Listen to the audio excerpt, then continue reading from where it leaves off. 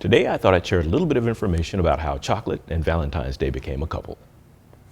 Many food traditions began so long ago that it could be difficult, if not impossible, to track down their beginnings. However, the association between chocolate and Valentine's Day has a little bit more documentation.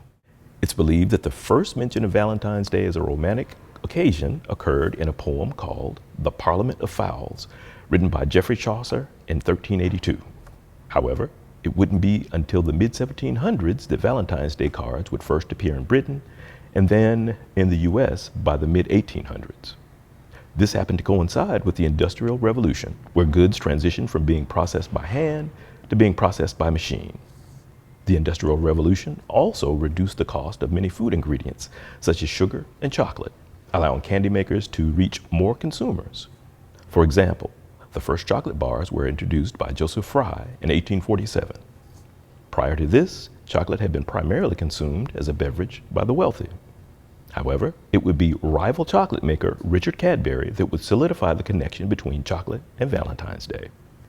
Cadbury had been working to increase the efficiency of his chocolate making process, so he had an excess of cocoa butter left over to make additional products. So he decided to make what he called eating chocolate. However, he needed a way to advertise all the candy that he was making. So in 1861, he began selling the chocolate in heart-shaped boxes that he had designed himself that were decorated with pictures of ribbons, roses, and cupids.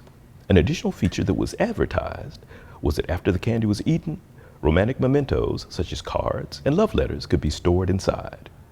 While Cadbury didn't patent the heart-shaped box, it's widely believed that he was the first to use the design, which would go on to be quickly copied by his competitors.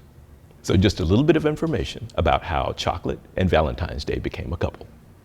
For more information, please visit sunup.okstate.edu or food.okstate.edu. Stay sweet.